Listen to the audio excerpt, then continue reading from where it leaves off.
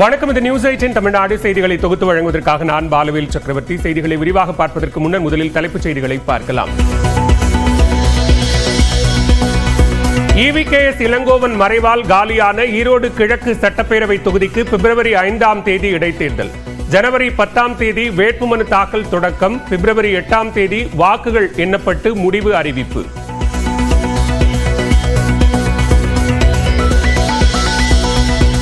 ஈரோடு கிழக்கு தொகுதி இடைத்தேர்தலில் போட்டியிடப் போவது திமுகவா, கூட்டணி கட்சியான காங்கிரஸா?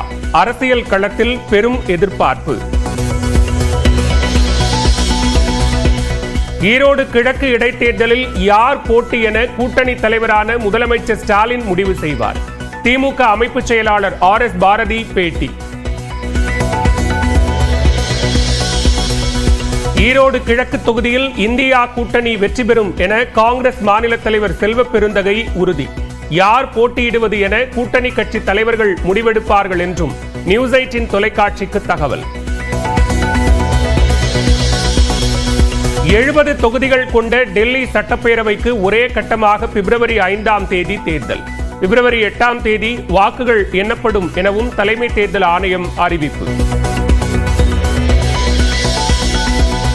HMPV மட்டுமின்றி வழக்கமான காய்ச்சல் காலங்களிலும் நீலகிரி மாவட்ட மக்கள் மற்றும் சுற்றுலா பயணிகள் மாஸ்க் அணிவது நல்லது.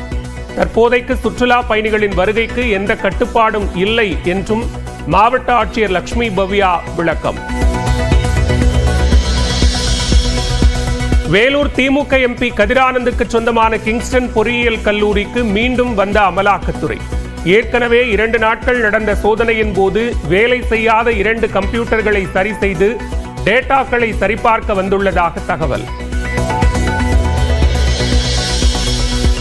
துணைவேந்தர் நியமனத்தில் மாநில அரசின் அதிகாரத்தை குறைக்கும் விதத்தில் UGC புதிய விதிமுறை. ஆளுநரே தேடுதல் குழுவை முடிவு செய்வார் என்று புதிய வரைவு. துணைவேந்தர் நியமனத்தில் ஆளுநருக்கு கூடுதல் அதிகாரம் அளிக்கும் UGCயின் விதிமுறைக்கு முதலமைச்சர் MK ஸ்டாலின் கண்டனம். நீதிமன்றத்தில் வழக்கு தொடரப்படும் என நியூஸ் 18 செய்தியை மேற்கோள் காட்டி எக்ஸ் தளத்தில் பதிவு. டங்ஸ்டன் சுரங்கத்திற்கு எதிராக மேலூர் அருகே அனுமதி மறுப்பை மீறி நடைபயணம்.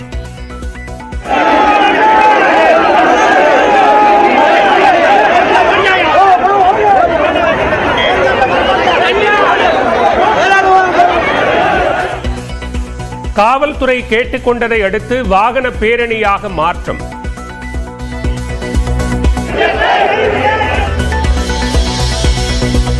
மதுரையை வந்தடைந்தது மேலூர் பகுதி மக்களின் வாகன பேரணி.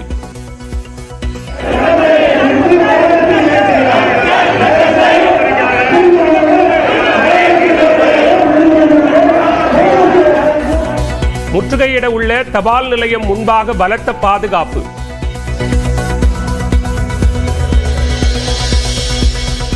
மதுரையில் டங்ஸ்டன் சுரங்கம் அமைப்பதற்கு எதிரான போராட்டத்திற்கு அனுமதி மறுத்ததாக எடப்பாடி பழனிசாமி கண்டனம். உணர்வு பூர்வமாக போராடினால் காவல்துறையை கொண்டு அடக்குமுறையை கையாள்வதாக குற்றச்சாட்டு. ஈரோடு கிழக்கு சட்டமன்ற தொகுதி இடைத்தேர்தல் தேதி அறிவிக்கப்பட்டது. டெல்லி சட்டமன்ற தேர்தல் தேதியையும் அறிவித்தது தேர்தல் ஆணையம்.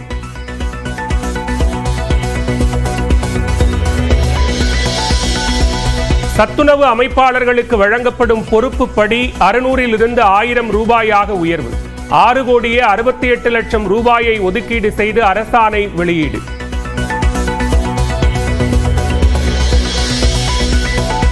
அண்ணா பல்கலைக்கழக மாணவி பாலியல் வன்கொடுமை வழக்கில் கைதான ஞானசேகரன் வீட்டை அளவீடு செய்த தாசில்தார். கோயில் நிலத்தை அபகரித்து கட்டப்பட்டதாக கிடைத்த தகவலின் பேரில் நடவடிக்கை.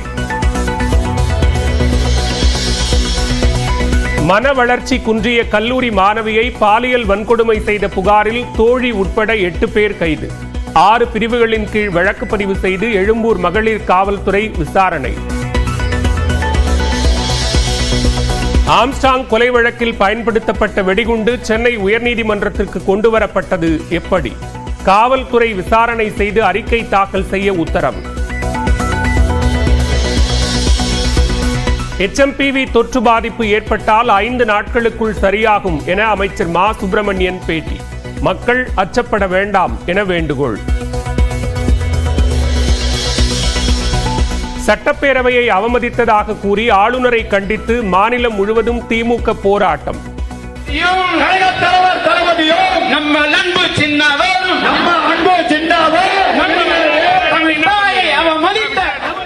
எங்கள் பொறுமைக்கும் எல்லை உண்டு என கனிமொழி பேச்சு.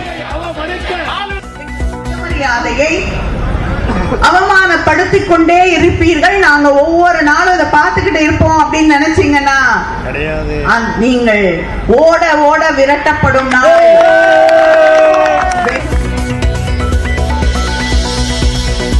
ஆளுநரை கண்டித்து அனுமதியின்றி போராட்டம் நடத்திய திமுகவினர் மீது வழக்கு. சைதாப்பேட்டை காவல் நிலையத்தில் வழக்கு பதிந்து விசாரணை. போராட்டங்களுக்கு அனுமதி அளிப்பதில் பாமகவுக்கு ஒரு நீதி, திமுகவுக்கு ஒரு நீதியா என அன்புமணி கேள்வி. திமுக போராட்டத்திற்கான அனுமதிக்கு எதிராக உயர்நீதிமன்றத்தில் பாமக முறையீடு. ஈரோட்டில் எடப்பாடி பழனிசாமியின் உறவினர் தொடர்பான நிறுவனத்தில் சோதனை. என் ராமலிங்கத்தின் NR கன்ஸ்ட்ரக்ஷன் நிறுவனத்தில் வருமான வரித்துறை ஆய்வு.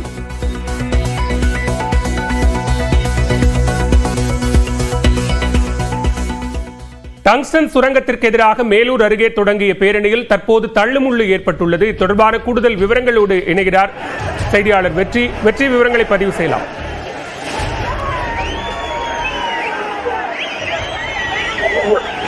பாலவேல், டங்ஸ்டன் சுரங்க ஏல உத்தரவை முழுமையாக ரத்து செய்ய வலியுறுத்தியும் இந்த முல்லை பெரியாறு பாசன பகுதிகளை பாதுகாக்கப்பட்ட வேளாண் மண்டலமாக அறிவிக்க வலியுறுத்தியும் மக்கள் தொடர்ச்சியாக நடத்தி வந்த போராட்டங்களுடைய உச்சமாக இன்று மாபெரும் பேரணி என்பது மேலூர் நரசிங்கம்பட்டியிலிருந்து மதுரை மாநகர் சமூகத்தில் இருக்கக்கூடிய தலைமை தபால் அலுவலகம் வரைக்கும் சுமார் 16 கிலோமீட்டர் தொலைவுக்கு மேலாக அந்த பேரணி நடத்தப்பட்டு காலை 8 மணிக்கு துவங்கி தற்பொழுது அந்த பேரணி முழுமையாக தல்லாகுளம் சமூகம் தலைமை அலுவலகத்துக்கு வந்தடைந்திருக்கிறது.